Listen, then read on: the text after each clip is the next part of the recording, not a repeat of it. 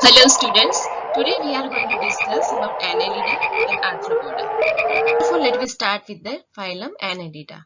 So let me discuss about what is the general characteristic of phylum Annelida. So here grade of organization will be organ system level of organization. Okay, so you must be remember what is the organization level. Here is the organ system level of organization. Next characteristic is a symmetry. So here you can see these animals can be divided as the two equal parts. If you draw a line in the center or a main axis, then it will be divided into two equal parts. That's why we can say that these organisms show bilateral symmetry. So here this phylum will show bilateral symmetry. Next is a germinal layer. So here triploblastic germinal layers will be there. Okay, so these group of animal will have triploblastic germinal layer. So if you cut this organism in a cross section, then you can see here you will observe ectoderm in the outer side, then the mesoderm in the middle side, and here endoderm. This is the innermost layer. Okay, so three layers will be there, and that's why I consider as a triploblastic animals. Okay, here also you can see get the idea what is a triploblastic animals. Next is a coelom. These group of animals are a coelomate. You can see here this is the intestine or digestive tract. Okay, and this one is the body wall. Okay, so what is a coelom? Coelom is a space. Here you can see this is the space in between intestine or a gut or digestive system. Okay, or in between the wall of a body. Means body wall and this gut, in between whatever spaces are there is considered as a coelom. So here you can see in the cross section coelom is present, and that's why these group of animals are considered as a coelomate. Okay, next is a habit and habitat. So here animals are terrestrial. Okay, here you can see terrestrial animals, freshwater or a marine animals. So here you can see earthworm photograph. So they are all are terrestrial one. Okay, here is a leech. Okay, and here is a naris you can see. So both are a freshwater or a marine water organisms. Then they are free living or maybe sometime parasitic. Okay, leech is a parasitic, external parasitic it is, ectoparasite it is. Okay, so here you can observe habit will be free living or maybe parasitic. Next characteristic is a digestive system. So here you can see complete digestive system. Suppose this is the organism, and here you can see these ends show a opening, and that will be responsible for the food gathering. Okay, and this is called mouth. Okay, and last end here you can see this last end is responsible for this excretory release. Okay, so this one here you can see this is the excretory release type of opening. So this is called anus. So here one end is a mouth and second end is a anus, and that's why here we can say the digestive system is a complete. Next characteristic is a respiratory system. So here a very different type of respiration will be occur. So here a cutaneous respiration will be observed. Okay, that means skin itself, this organism skin itself will act as a oxygen and carbon dioxide exchange organs. Okay, so here a very special kind of respiration, cutaneous respiration will be observed. Okay, that means skin itself will act as a respiratory organ. And some organism will have branchial gill respiration. Here you can see gills are there, and these gills are responsible for the respiration, and such a respiration is considered as a gill respiration. So here skin and gills, two type of organs will be participate in the respiration. Next is a circulatory system. So here circulatory system will be closed type. You know very well what is a closed type of circulatory system. Here channel or a circuit will be closed. Okay, that means blood will return to the heart, and that's why here this type of circulatory system is considered as a closed type circulatory system. So here you can see heart is there. Okay, and it is covered with the veins and the arteries, and it will complete the channel, and that's why here it is called closed type of a circulatory system. Next characteristic is a reproduction. So let me discuss about reproduction in this phylum. So here these animals show sexual type of reproduction. Okay, here example like earthworm. The organism which are in earthworm and leeches are monoecious. What is the meaning of monoecious? Here sexes is not separate. That means only one organism will show you female as well as male sex organ, like hermaphrodite. Okay, so here monoecious type of organism is also there, and even dioecious organism is also there. So here you have to remember which one is a dioecious and which one is a monoecious. First of all, you have to very clear about monoecious and dioecious. In case of monoecious, what happen? Only one organism will have, mono means one. Okay, means here only one organism will have male and female both the sex organ, and such an example is a earthworm and leech. Okay, so you have to remember this one. And what is the meaning of dioecious? Dioecious means male and female both are totally different. Okay, totally different, both of them. So this is the example Nereis. Okay, and here development will be indirect. So you have to remember here development will be indirect with the help of a larva. Next is a unique feature. Let me discuss about some unique feature.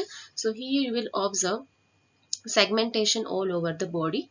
Okay, so here you can see segments are there on the body, internal and outer also. Okay, so whole body will be segmented. This is the unique feature of this organism, and that's why only they are considered as annelida.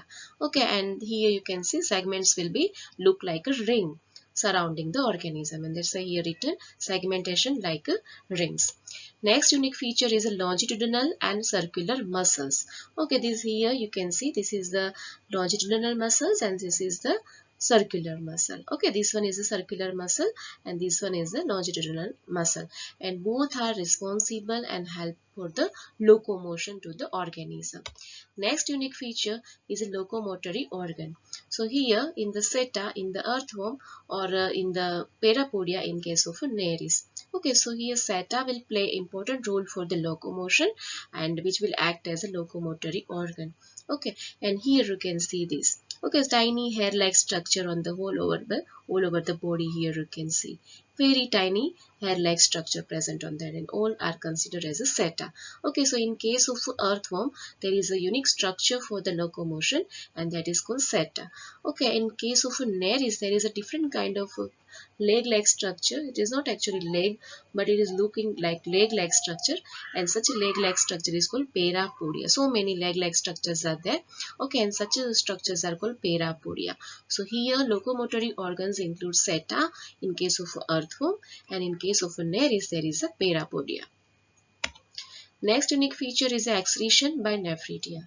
So here excretion will be carried out with the help of a nephridia. Okay, very primary level of organ system is here. Okay, so excretory system is very primary and that include nephridia. Okay, here you can see this is a greenish color structure, and this structure is indicating as a excretory organ, and that is nephridia. Okay, so many number of nephridia present in case of earthworm. We will learn in detail in chapter number 7. Next unique feature is a paired ganglia. So nervous system will have, here you can see this is the ganglia.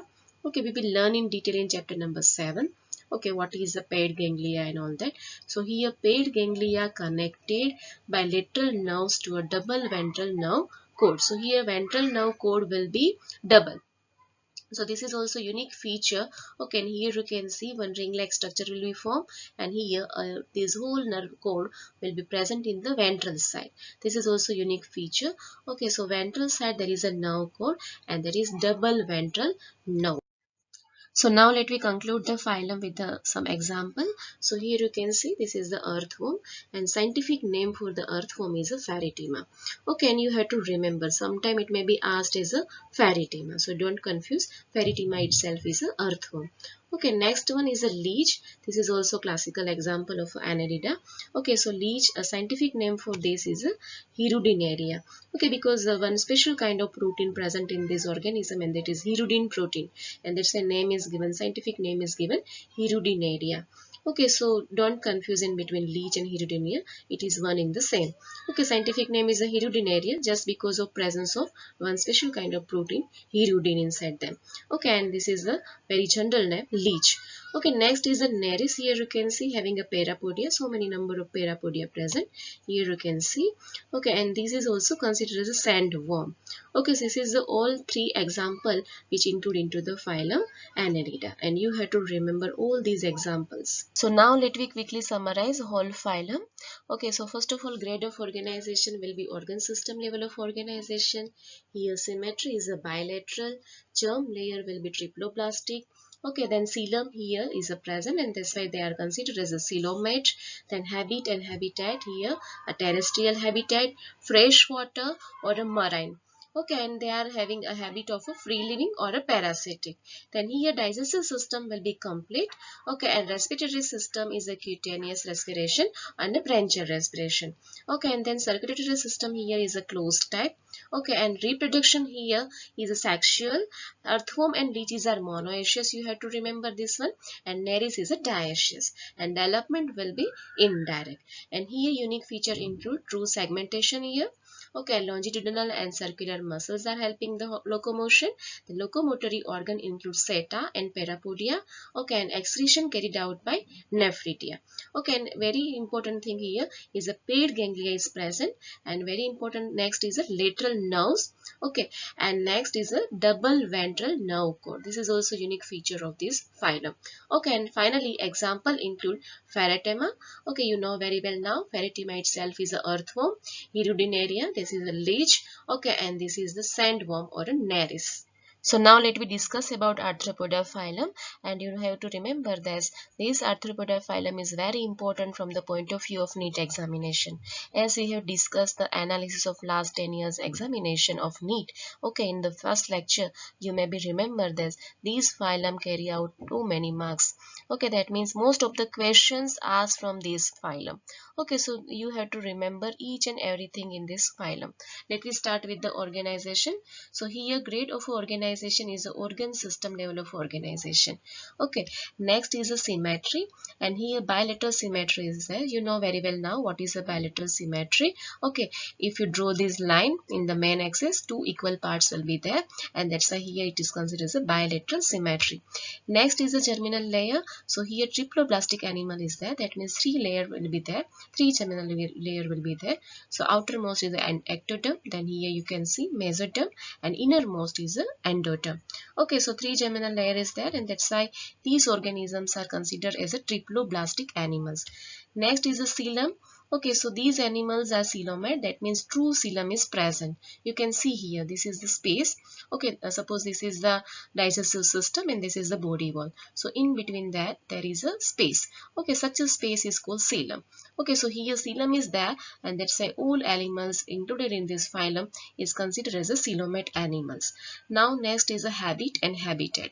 Okay, so these animals are cosmopolitan.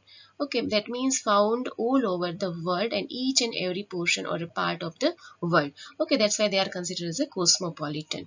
Next is a digestive system. Here digestive system is a complete.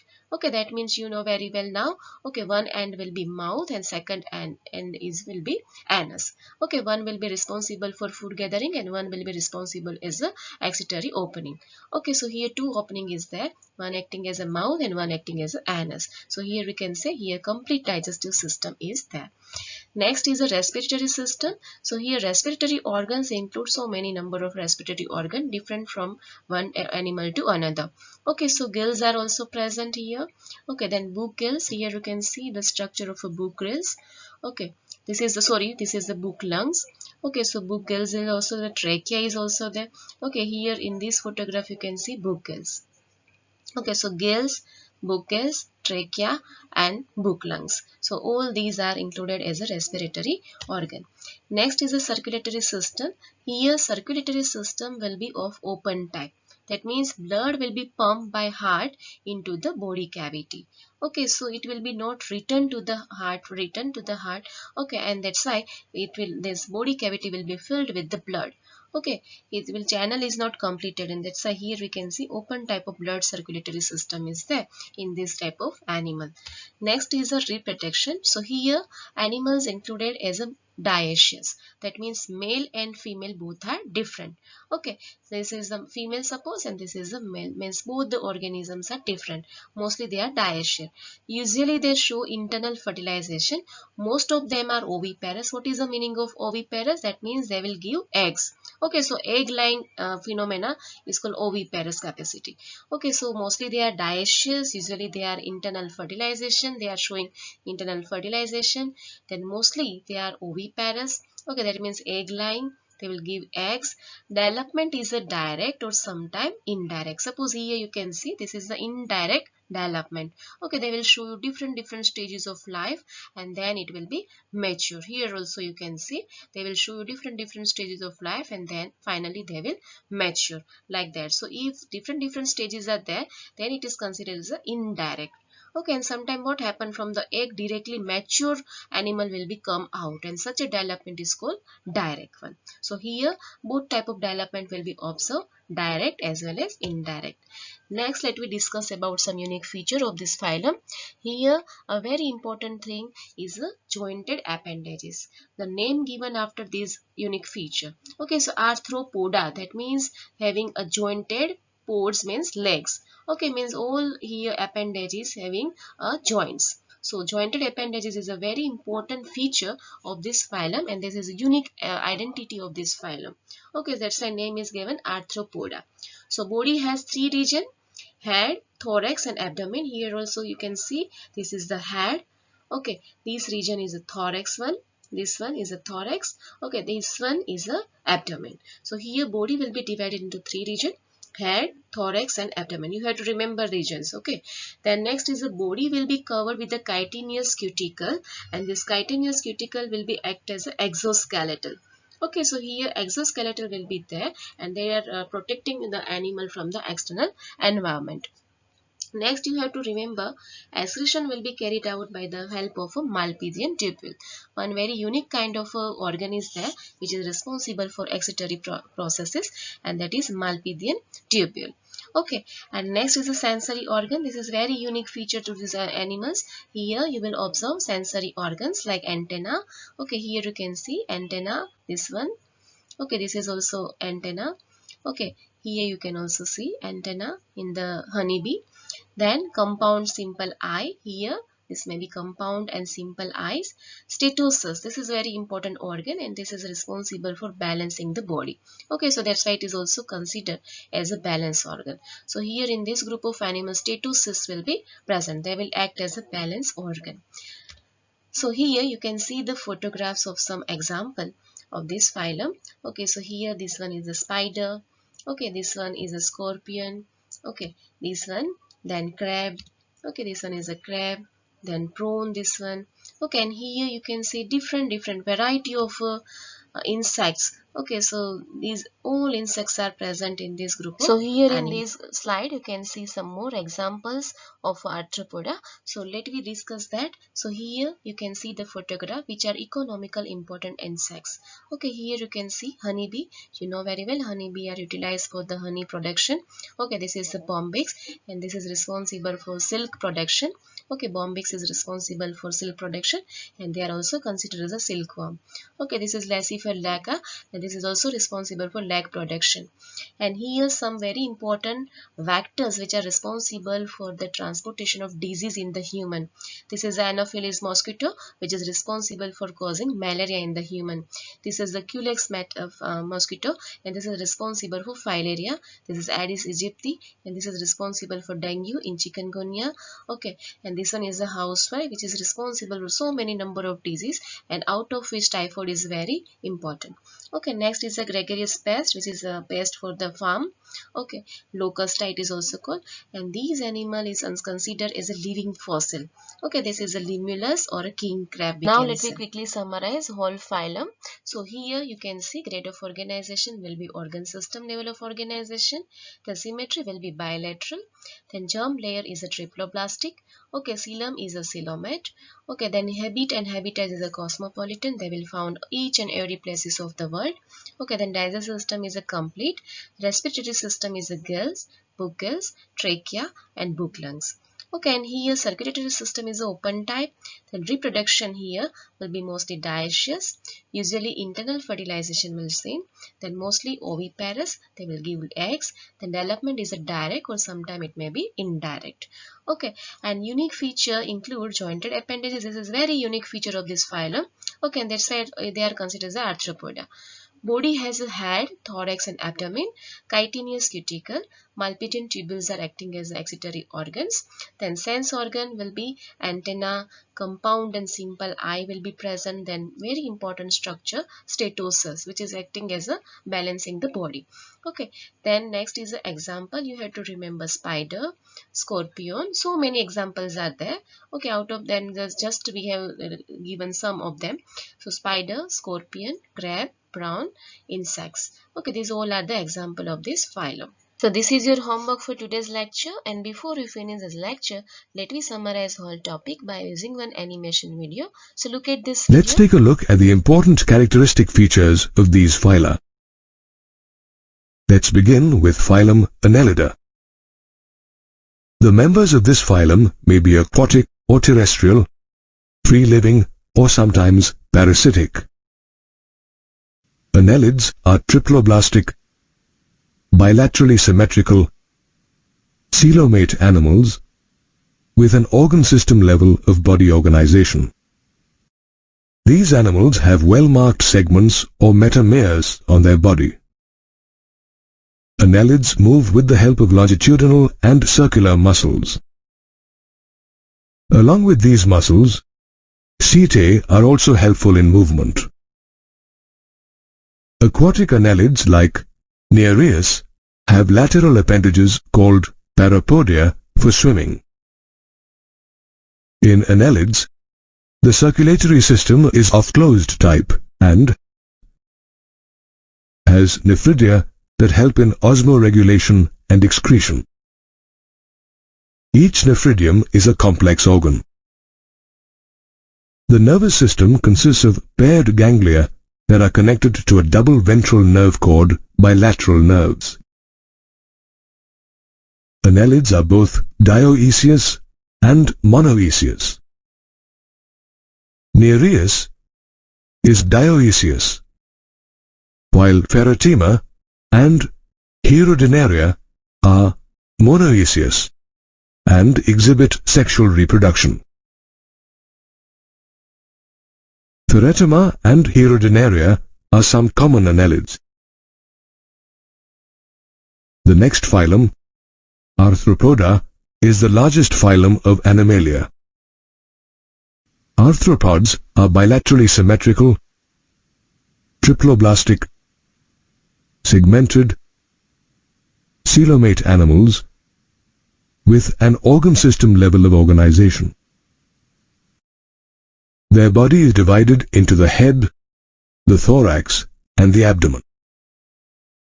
These animals are characterized by the presence of jointed appendages and a chitinous exoskeleton. Arthropods respire through the gills, book lungs, or tracheal system,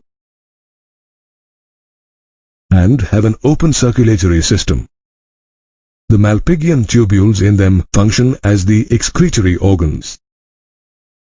Arthropods possess sensory organs like antennae, simple and compound eyes, and statocysts. In arthropods, the sexes are separate and fertilization is usually internal. They are mostly oviparous, with direct or indirect development. Some common arthropods are Apis, Bombax, Locusta, and Heterometrus. In next lecture, we will learn about 3 important phyla, and that include Mollusca, Echinodermata and Hemichordata. So till that, goodbye.